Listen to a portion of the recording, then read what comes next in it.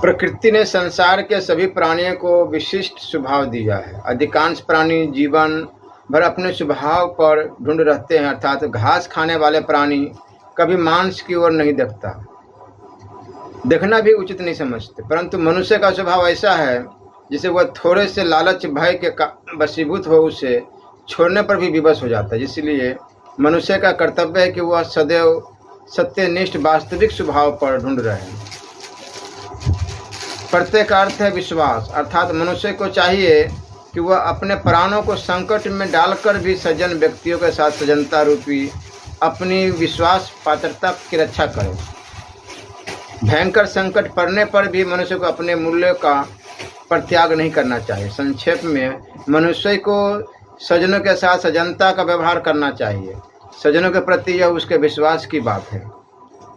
पिसुन अर्थात विश्वासघाती व्यक्ति को उसके पुत्र, स्त्री आदि परिवार के लोग भी त्याग देते हैं। सुनी हुई बातों के आधार पर लोगों में लड़ाई झगड़े कराने वाले व्यक्ति को उसके परिवार वाले भी त्याग देते हैं। यदि उसे न त्यागे तो आपसी विपदा आने की आशंका बनी ही रहती है।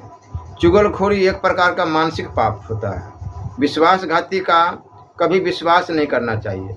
इतिहास में ऐसे अनेक उदाहरण देखने को मिलते हैं जिन्होंने राष्ट्र के साथ विश्वासघात किया है। सहस्त्रों वर्षों के बाद भी उनका नाम घृणा से लिया जाता है। इसलिए यह स्पष्ट है कि जो व्यक्ति विश्वासघात करता है वह सदा के लिए बदनाम हो जाता है। यदि कोई बच्चा भी उपयोगी बात कहता है तो उसे सुनना चाहिए, अर्थात मनुष्य को किसी भी महत्वपूर्ण बात की अपेक्षा नहीं करनी चाहिए, भले ही उस बात को कहने वाला व्यक्ति कितना ही सामान्य और तुच्छ क्यों न हो। जिस प्रकार कीचड़ में पड़े हुए रत्न को भी उठा लेना चाहिए, उसी प्रकार यदि कोई साधारण व्यक्ति कोई उपयोगी बात कहता है तो उसे ग्रहण कर लेने में संकोच नहीं करना चाहिए। बहुत से व्यक्ति देखने में बड़े सामान्य और उपेक्षित से दिखाई देते हैं, परंतु वह कई बार ऐसी कोई बात कह देते हैं जो बड़ी महत्वपूर्ण होती है।